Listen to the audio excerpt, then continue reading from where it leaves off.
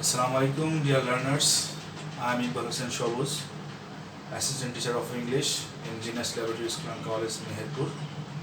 Welcome to this new channel. So I think you all are very fine, and I'm also fine. So today I'm going to present a topic which is prefixes and suffixes, and it is very much important for the student of class 8 and class 9, 10 and SSC examining. So however, we can start our lesson. So my dear students, খেয়াল করো the prefixes and suffixes. Prefix অর্থাৎ we have to know that what is prefix. Prefix is a letter or a group of letters which is added to the front of the root word is called a prefix.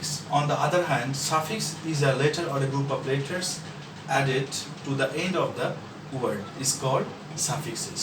So যদি শুদ্ধ বাংলায় সরাসরি তোমাদেরকে একটু সংক্ষেপে বলি তাহলে যে মূল শব্দের অর্থাৎ বেস ওয়ার্ডের মূল একটা শব্দ লাইক অ্যাকসেপ্ট, মূল শব্দের পূর্বে যদি কোনো অক্ষর যুক্ত হয় সেক্ষেত্রে যেমন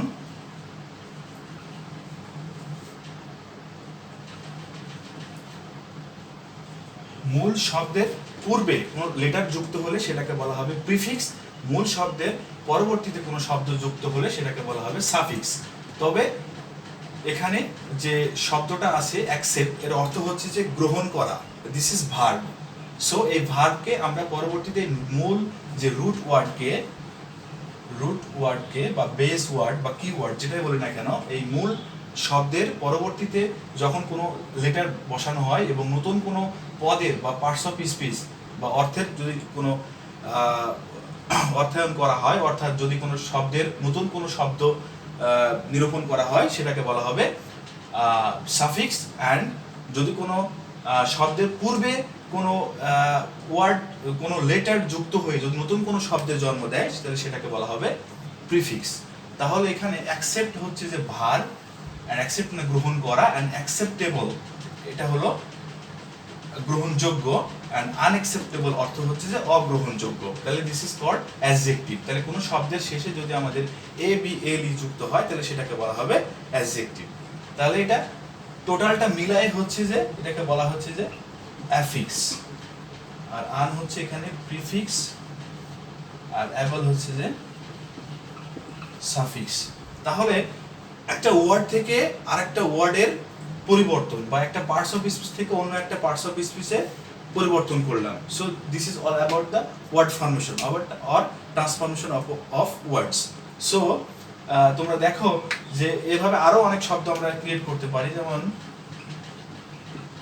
কমফোর্ট, আনকমফোর্টেবল, অর্থাৎ কমফোর্ট হচ্ছে সান্ত্বনা বা আরামদায়ক, কমফোর্ট আরাম, this is noun, and able যুক্ত করে আমরা এটাকে করলাম অ্যাডজেক্টিভ। তাহলে আমাদের বুঝতে হবে যে সাফিক্স এবং প্রিফিক্সের সাথে খুব সুন্দর একটা কানেকশন আছে, কার সাথে? পার্টস অফ স্পিচের সাথে কানেকশন আছে। So here we will discuss about parts of speech in brief because this is directly connected to this topic. So আমরা জানি সাধারণত পার্টস অফ স্পিচ 8 প্রকার। তো এই 8 প্রকারের মধ্যে সাফিক্স এবং প্রিফিক্সের আলোকে দুইটা টাইপ করা হয়েছে, যেখানে ফার্স্ট টাইপকে বলা হচ্ছে যে কি ওয়ার্ড, অ্যান্ড সেকেন্ড টাইপকে বলা হচ্ছে সাবসিডিয়ারি ওয়ার্ড, যার মধ্যে কিওয়ার্ডের মধ্যে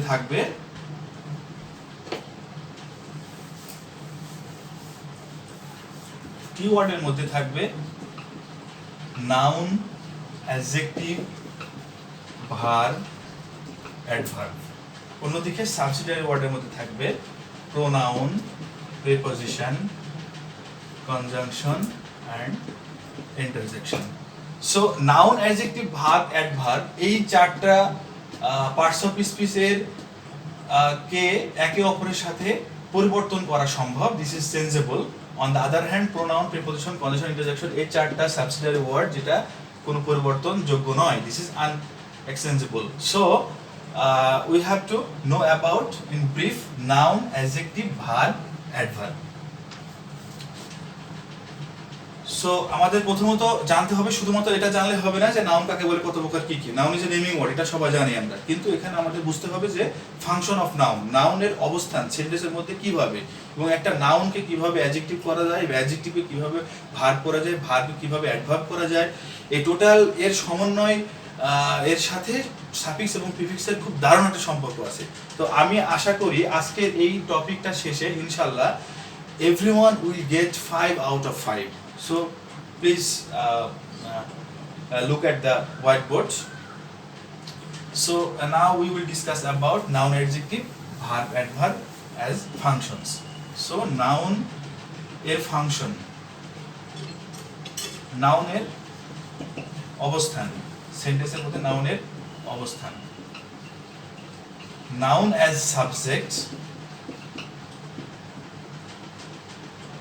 তুমি মনোযোগ দিয়ে ক্লাসটা দেখো, হ্যাঁ।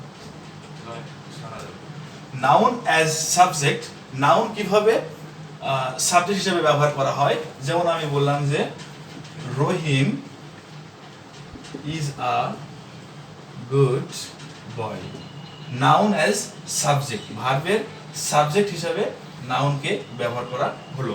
অন্যদিকে noun as object, he place football. So এখানে ভার্বের অবজেক্ট রূপে আমরা নাউনকে পাবো, ফুটবল একটা নাউন, এখানে রহিম একটা নাউন, অর্থাৎ সেন্টেন্সের শুরুতে নাউন পাবো, সেন্টেন্সের শেষে নাউন পাবো, অর্থাৎ সেন্টেন্স ভার্বের পূর্বে নাউন থাকবে এবং ভার্বের পরে নাউন থাকবে। তাহলে নাউনের অবস্থান noun as subject, noun as object হিসেবে ব্যবহার পেলাম। এরপরে নাউন অ্যাজ কমপ্লিমেন্ট, অর্থাৎ নাউন কিভাবে পরিপূরকের কাজ করবে। He is a doctor, noun as complement, যেই ডক্টর সেই তিনি, তাহলে এখানে ডক্টর হচ্ছে noun as complement. Noun as prepositional object, noun কিভাবে প্রেপোজিশনাল অবজেক্ট রূপে কাজ করবে আমরা দেখব। যেমন I look for water, preposition plus noun মিলে প্রিপোজিশনাল ফ্রেজ, অর্থাৎ এখানে প্রিপোজিশনাল অবজেক্ট মানে প্রিপোজিশনের পরে নাউন বসে প্রিপোজিশনাল অবজেক্ট গঠন করা হয়েছে। যেমন I look for water or I am looking for water, আমি পানি খুঁজতেছি, I am searching for water. So এটা হচ্ছে নাউন। ঠিক প্রিপোজিশনের পরে, তাহলে কোথায় প্রিপোজিশনের পরে সব সময় নাউন বসবে, তাহলে লুক ফর ওয়াটার। অথবা আরেকটু উদাহরণ দেওয়া যেতে পারে যে the cat is fond of milk, fond of milk, অফের পরে মিল্ক, এটা একটা prepositional object. And finally noun as case in apposition, অর্থাৎ উদাহরণ দিলে বুঝতে পারবা।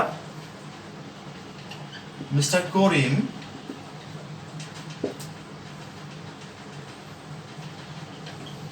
head teacher of the school is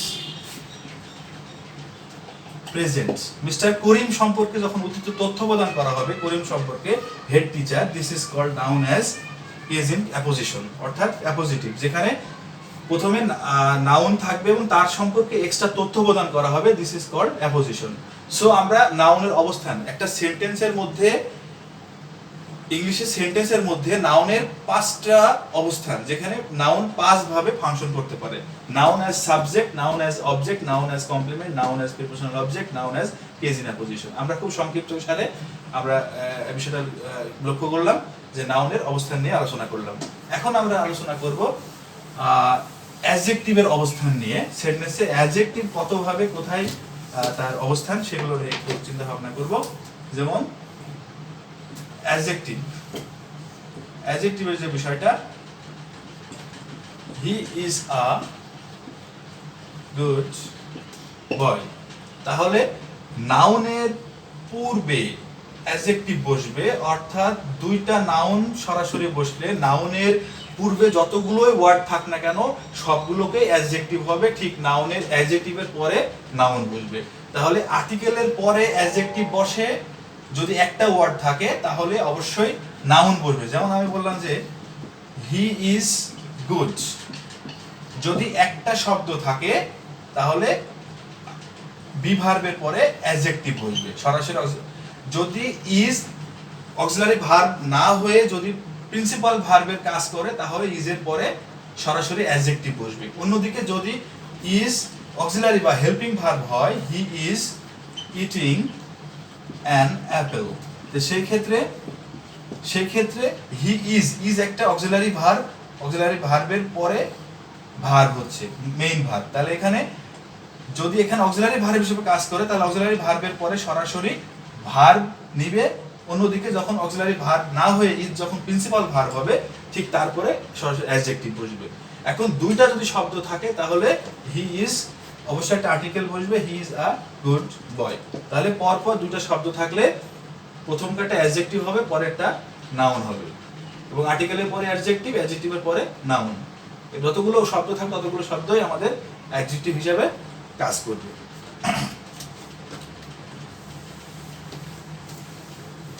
এই ছিল সংক্ষিপ্ত সারে আমাদের অ্যাডজেক্টিভের আলোচনা। এরপরে আমরা আলোচনা করব অবশ্যই functions of verb. Functions of verb অর্থাৎ ভার্বের অবস্থান আমরা জানি যে সাবজেক্ট, ভার্ব, অবজেক্ট। যেমন সাবজেক্ট, ভার্ব, অবজেক্ট। আবার object auxiliary verb V3 by plus সাবজেক্টের অবজেক্ট, অর্থাৎ যেটা অ্যাক্টিভ টু প্যাসিভ টেন্স এবং ভয়েসের যে সামঞ্জস্যতা আছে এবং সেই সাথে অক্সিলারি ভার্বের পরে সবসময় V3 বসে, সেটা ভার্বের ব্যবহার। অন্যদিকে সাবজেক্ট, ভার্ব, অবজেক্ট এটা ইউনিভার্সাল একটা নিয়ম যেখানে ভার্বের অবস্থান। তো ভার্বের অবস্থান খুবই সীমিত, যে ভার্ব তো সবসময় সব জায়গায় থাকবে, কিন্তু ভার্বের ফাংশনালি যে বিষয়টা সেটা আমাদের নাউন অ্যাডজেক্টিভের মতো এত ব্যাপ্তি বিরাটভাবে দেওয়া নাই। তো অন্যদিকে আমরা এখন দেখবো যে অ্যাডভার্ব কতভাবে কোথায় কোথায় ব্যবহার হতে পারে।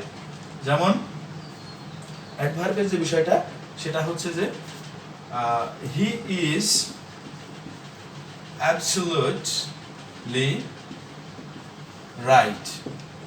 তাহলে এখানে he is absolutely right, absolutely একটা কি অ্যাডভার্ব। অন্যদিকে যদি এভাবে বলি যে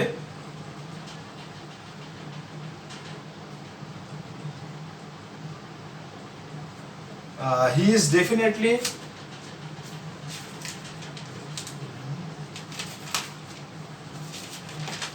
definitely or আমরা এইভাবে ব্যবহার করতে পারি, কয়েকটা ভাবে ব্যবহার করতে পারি।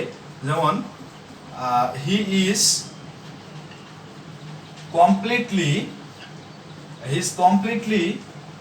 good, অর্থাৎ এখানে বোঝা গেল যে অ্যাডজেক্টিভের পূর্বে অক্সিলারি ভার্বের পরে সবসময় আমরা একটা অ্যাডভার্ব ব্যবহার করব।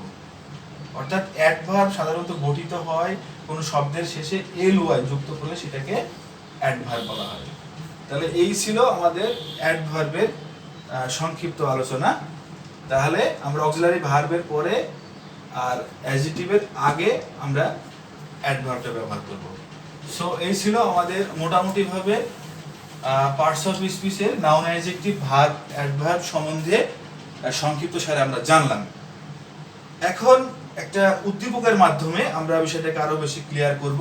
যেমন উদ্দীপকটা আমি নিজেই তৈরি করছি তোমাদের সুবিধার্থে। যেমন যে দ্য ইম্পর্টেন্স, আমরা লিখি দ্য ইম্পর্টেন্স অফ, দেখো ঠিক আছে না, জিনিয়াস স্কুল ইজ। এখনো তোমরা অনেকে বুঝতে পারছো না যে কেন আমি পার্টস অফ স্পিচ নিয়ে এত মাতামাতি করছি। তোমরা একটু পরে বুঝতে পারবে যে কেন পার্টস অফ স্পিচের সাথে সাফিক্স প্রিফিক্সের খুব সম্পর্কটা অতি গুরুত্ববহ আর কি। So the importance of genius school is remarkable for its result.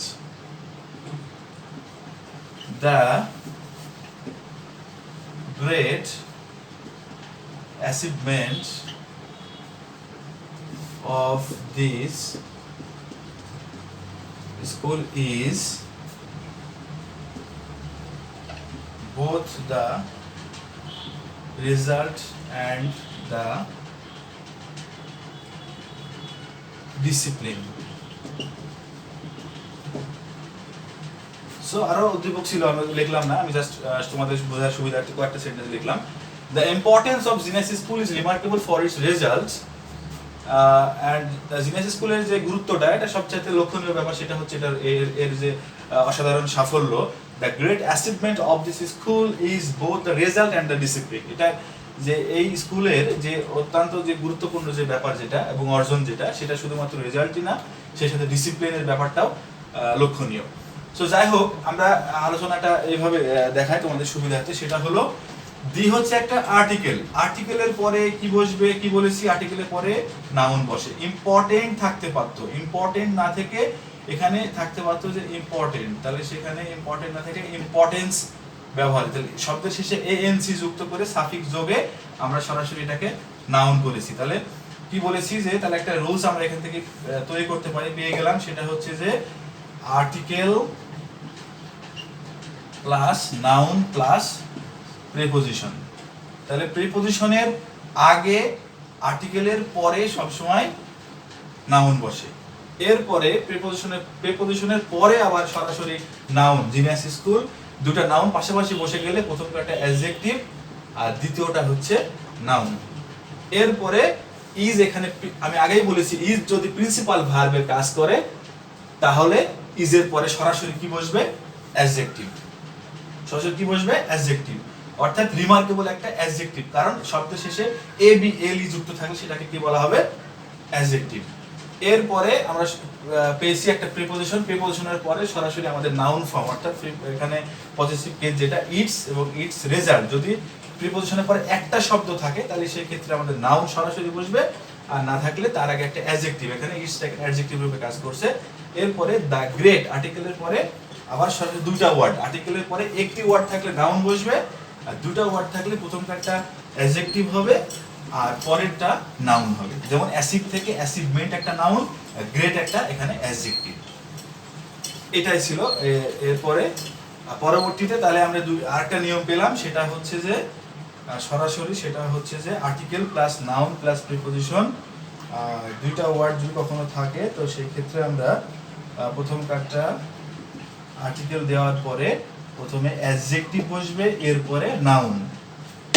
আর এরপরে যদি তিনটা ওয়ার্ড থাকে তাহলে সেই ক্ষেত্রে প্রথম কাজটা অ্যাডভার্ব হবে, এরপরে অ্যাডজেক্টিভ হবে, এরপর নাউন হবে। তবে অ্যাডভার্বের বিষয়টা আমি এখনো ক্লিয়ার করিনি তোমাদেরকে, আমি এরপরে পরের সেন্টেন্সটা লিখলে অবশ্যই তোমরা ক্লিয়ার হবে। যেমন আমি বললাম যে হি is a very active man, তাহলে আমি কি বলেছি, article adverb adjective noun. Article adverb, article অর্থাৎ অপর নাম ডিটারমিনার, আর্টিকেল, এরপরে এটা হচ্ছে অ্যাডভার্ব, এটা হচ্ছে যে অ্যাডজেক্টিভ, আর এটা হচ্ছে যে নাউন। তাহলে একটি ওয়ার্ড যদি থাকতো তাহলে হি ইজ আ ম্যান, যদি একটি ওয়ার্ড হতো তাহলে আমাদের নাউন হতো, দুইটা ওয়ার্ড হলে পারে হি ইজ আ কি ম্যান, অ্যাক্টিভ ম্যান। কেমন অ্যাক্টিভ ম্যান, সে খুব অ্যাক্টিভ ম্যান। অর্থাৎ অ্যাডভার্বের কাজ ভার্বকে মডিফাই করা, নাউনের কাজ অ্যাডজেক্টিভকে মডিফাই করা, হি is a very active man. তাহলে আর্টিকেলের পরে তিনটা ওয়ার্ড পেলে প্রথম কটা অ্যাডভার্ব, পরেরটা অ্যাডজেক্টিভ, পরেরটা নাউন। সো আমরা চারটা রুল আমরা এখানে শিখলাম, যে আর্টিকেলের পরে নাউন, এরপরে প্রিপোজিশন, আর্টিকেলের পরে অ্যাডজেক্টিভ, তারপর নাউন, দুটো ওয়ার্ড থাকলে, আর আর্টিকেলের পরে অ্যাডভার্ব অ্যাডজেক্টিভ নাউন, এরপরে প্রিপোজিশন, এরপরে সবসময় নাউন। এই নাউন তৈরি করার কৌশল আমাদের ভি প্লাস আইএনজি দিয়ে নাউন করতে পারি বা অনেকভাবে নাউন করতে পারি, সেগুলো পরবর্তীতে আমরা আসতেছি। দেখো লাইন ঠিক আছে, ঠিক আছে। সো এখন আমরা মোটামুটি পার্টস স্পিচ সম্পর্কে ব্যাপক আলোচনা করলাম, তোমরা ইতিমধ্যে বুঝতে পেরেছো আই থিঙ্ক। সো এখন আমরা শিখবো যে কি কি সাফিক্স এবং প্রিফিক্স যোগে আমরা এটাকে কমপ্লিট করতে পারি। সো নাউন কিভাবে করব, আমরা এখন ইতিমধ্যে সেন্টেন্সের মধ্যে পার্টস অফ স্পিচের অবস্থান সম্পর্কে অবগত হলাম। এখন আমরা শিখবো যে সাফিক্স এবং প্রিফিক্সের সাথে সরাসরি সম্পর্কটা কি, কিভাবে এটার সাথে সম্পৃক্ততা আছে, তো সেটা দেখবো যে কি কি শব্দ যোগে সেটাকে নাউন করা হয়। একটা শব্দকে, শব্দের শেষে কি বসলে, কি সাফিক্স যুক্ত হলে সেটাকে নাউন বলা হবে, সেগুলো আমরা দেখবো। যেমন এখানে শোন একটা শব্দ থাকলে, যেমন এখানে বলা হচ্ছে যে ন্যাশন, এরপরে যখন SION থাকতে পারে সেটা হচ্ছে যে টেলিভিশন। এরপর থাকতে পারে মেন্ট, যেমন থাকবে যেটা মেন্ট ডেভেলপমেন্ট। এরপর থাকতে পারে এন্স, ইম্পর্টেন্স, অর্থাৎ ইম্পর্টেন্ট থেকে ইম্পর্টেন্স, শব্দের শেষে এএনসি থাকলে সেটা নাউন হয়ে যাবে। ডেভেলপ একটা ভার্ব, ভার্বের শেষে MENT যুক্ত হলে সেটা নাউন হয়ে যাবে। টেলিভিশন, ন্যাশন, এই শব্দের শেষে শোন থাকলে সেগুলোকে নাউন বলা যাবে। এছাড়া আরো অনেক শব্দ আছে, যেমন ইম্পর্টেন্ট শব্দগুলোর মধ্যে TY, যেমন অনেস্ট থাকবে, সেখান থেকে আমরা অনেস্টি করবো, সেটাকে নাউন হয়ে যাবে। এরপরে NESS থাকলে যেমন কাইন্ড একটা অ্যাডজেক্টিভ, এখান থেকে কাইন্ডনেস হচ্ছে যে নাউন, কাইন্ডনেস হচ্ছে নাউন। যেমন হুড, চাইল্ড থেকে চাইল্ডহুড। এরপরে ডোম, ফ্রিডম, নাউন। আরো অনেক আছে বাট আমরা চেষ্টা করলাম খুব সংক্ষিপ্ত সারে মেন বিষয়গুলোকে ইয়ে করার। এরপর আমরা নাউন শিখলাম, তোমরা নোট নিয়ে নাও।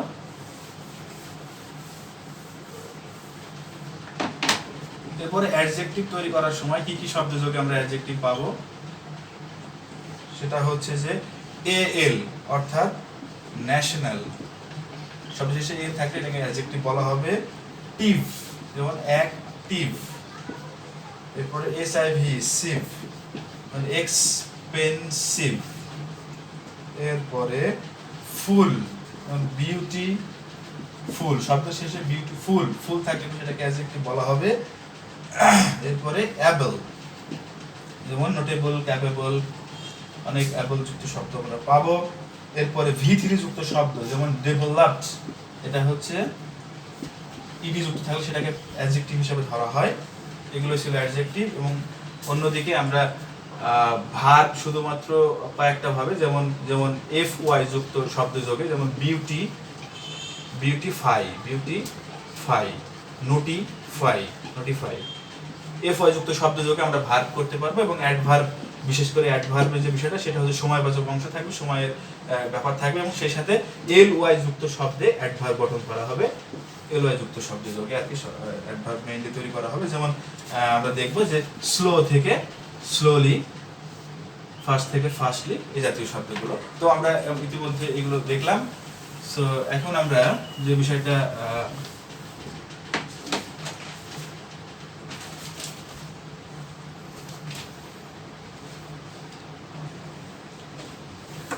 একটা উদাহরণের মাধ্যমে একটা সেন্টেন্স আমি লিখবো তোমাদের সুবিধার্থে বোঝার জন্য, যে if we cut trees discriminately,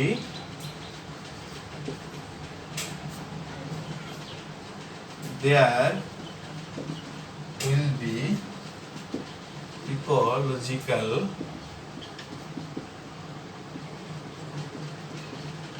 imbalanced. So দেখো যে যদি আমরা গাছপালা কাটি ডিসক্রিমিনেটলি, এই শব্দটা অর্থটা কি এখানে, যদি আমরা গাছপালা কাটি এলোপাথারি ভাবে, অর্থাৎ র্যান্ডমলি, হ্যাঁ, তো তাহলে আমরা আমাদের ইকোলজিক্যাল যে ব্যালেন্সটা, সেই ব্যালেন্স থাকবে না, আমাদের পরিবেশের উপরে একটা বিরূপ প্রতিক্রিয়া ঘটবে। তাহলে এখানে দেখো যে আমি প্রথমেই বলেছি যে সাবজেক্ট উই থাকার পরে ভার্ব এবং এরপরে হচ্ছে যে অবজেক্ট, ভার্বের অবজেক্ট হিসেবে থাকে কি নাউন, এরপরে সেন্টেন্সের শেষে থাকে কি সাধারণত অ্যাডভার্ব, যেমন হি ওয়াক্স স্লোলি। তো এখানে এই ডিসক্রিমিনেটলি এখানে এটা অ্যাডভার্ব হয়ে আছে। তো যখন কোনো শব্দ যেখানে যেটা হওয়ার কথা সেটা যখন হয়েই থাকবে, তখন আমরা ঠিক সেই শব্দের বিপরীতার্থক শব্দ ব্যবহার করব। তাহলে এখানে কি হবে, ইনডিসক্রিমিনেটলি, কারণ অ্যাকর্ডিং টু দ্য সেন্টেন্স আমাদের অর্থ বুঝতে হবে যে যদি আমরা গাছপালা এলোপাথারি ভাবে কাটি, ইনডিসক্রিমিনেটলি, নির্বিচারে কাটি, তাহলে there will be ecological imbalance. তাহলে ডিসক্রিমিনেটলি ভাবে, ডিসক্রিমিনেটলির বিপরীতার্থক শব্দ কি, ইনডিসক্রিমিনেটলি। তাহলে আমাদের চিন্তা করতে হবে যেখানে যে শব্দ থাকবে, যদি সেই শব্দ থেকে থাকে, সেই পার্টস অফ স্পিচ থেকে থাকে, তাহলে ঠিক তার বিপরীতার্থক পার্টস অফ স্পিচ দিয়ে আমরা বিপরীতার্থক শব্দ দিয়ে সেটাকে কভার করব। যদি সেটা মিলে যায় তাহলে সেক্ষেত্রে আমরা ডাবল সেন্টেন্স দিয়ে করতে পারি, যেটাকে নাউন ফ্রেজ হিসেবে ধরা হয়, সেটা পরবর্তী আলোচনা পরে। সো আমরা মোটামুটি ভাবে দেখলাম। তো এখন আমরা যে বিষয়টা করব, আমরা সরাসরি বোর্ডে আলোচনা করে যাব। So dear learners, dear viewers, তোমরা দেখতে পাচ্ছ যে অ্যাডভান্স বই থেকে আমি একটা বোর্ডের কোশ্চেন, যে কোনো বইতেই পাবা তোমরা, যে কুমিল্লা বোর্ড সাপোজ একটা বোর্ডের কোশ্চেন আমরা দেখি। যেমন দেখো কুমিল্লা বোর্ড 2018 পেজ নম্বর 751 পেজ তোমরা দেখতে পারো, যেখানে বলছে যে হুমায়ুন আহমেদ ওয়াজ দেখো চলছে তো, হুমায়ুন আহমেদ, আমরা বোর্ড কোশ্চেন সরাসরি সলভ করব। তোমাদের 9 নম্বর আইটেমে পাবে তোমরা, হুমায়ুন আহমেদ ওয়াজ, এখানে আছে ফেম novelist of our। এখন তোমরা অনেকটাই বিস্মিত হয়ে যাবে যে এটা জেনে যে কি সহজে বিষয়টাকে আমরা কভার করার চেষ্টা করলাম। তোমরা একটু একটু লক্ষ্য করো, একটু ধৈর্য ধরে দেখো। সেটা হচ্ছে যে হুমায়ুন আহমেদ ওয়াজ আ ফেম নোভেলিস্ট অফ আওয়ার কান্ট্রি। তাহলে দেখো আমি কি বলেছি, যদি আর্টিকেলের পরে দুইটা শব্দ থাকে তাহলে প্রথমকারটা নাউন, পরেরটা অ্যাডজেক্টিভ। প্রথমকারটা অ্যাডজেক্টিভ, পরেরটা নাউন, দুটো যদি শব্দ থাকে। তাহলে এখানে ফেম এটা একটা কিসে আছে, ফেম, অর্থাৎ এই শব্দটাকে আমরা অ্যাডজেক্টিভে আছে কিন্তু করতে হবে আমাদের কিসে, সরি নাউন আছে করতে হবে কিসে, অ্যাডজেক্টিভে, অর্থাৎ এখানে ফেমাস। তাহলে আর্টিকেলের পরে যদি আমরা দুইটা শব্দ পাই, নোভেলিস্ট একটা নাউন, অর্থাৎ হুমায়ুন আহমেদ আমাদের দেশের একজন বিখ্যাত উপন্যাসিক, যে কিনা নোভেলিস্ট এই শব্দটা একটা নাউন শব্দ, নাউনের পূর্বে কি বসে, অ্যাডজেক্টিভ বসে। তাহলে ফেম থেকে যে ফেমের যে noun form, sorry adjective form যে ফেমাস, এটা আমরা তো সবাই জানি। তো এই বিষয়টা এখানে আমরা শব্দের শেষে ও ইউএস, কন্টিনিউয়াস, কন্টিনিউ থেকে কন্টিনিউয়াস, ও ইউএস শব্দ যোগে আমরা নাউন করতে পারি, এটা উদাহরণ সেটা। তো এখানে আমরা আর্টিকেলের পরে একটা শব্দ থাকলে আমরা নোবেলিস্টে থাকতো, নোবেল থেকে নোবেলিস্টে হতো, কিন্তু দুটো শব্দ তাই আমরা এখানে ফেমাস ব্যবহার করলাম। আচ্ছা, এরপরে দেখো যে his novels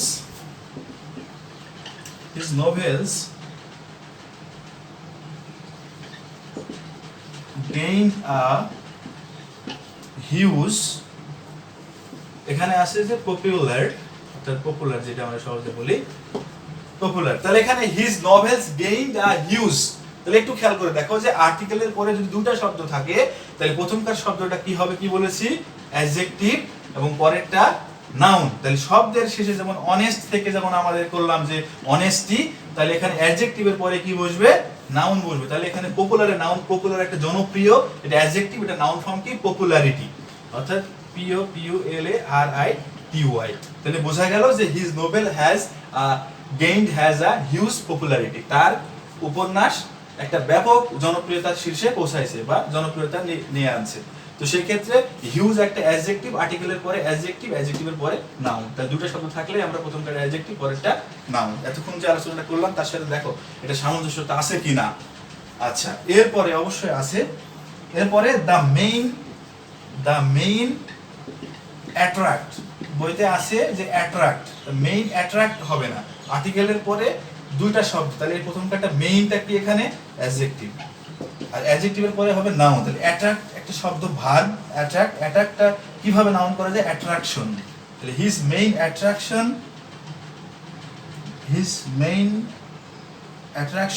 of his novel, অর্থাৎ প্রিপজিশনের পূর্বে, আর্টিকেলের পরে, আমি প্রথমেই বলেছি প্রিপজিশনের আগে, আর্টিকেলের পরে নাউন বসে। তাহলে এখানে অ্যাট্রাক্টকে অ্যাট্রাকশন, যেমন আমরা টেলিভিশন, যেমন আমরা কি করছি যে শব্দের শুরুতে যে আমরা সাফিক্স এবং প্রিফিক্স যে শব্দ যোগে দেখালাম, সেখানে কিন্তু আমরা এটা আলোকপাত করেছি। সো এখানে অ্যাট্রাকশন অফ হিজ নোভেল, তাহলে his the main attraction of his novel, আমরা মুছে দিই, এরপরে থেকে লাইনটা এখানে উপর দিয়ে,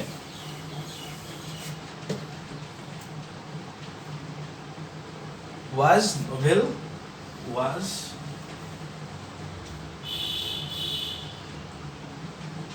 was the treatment of psycho,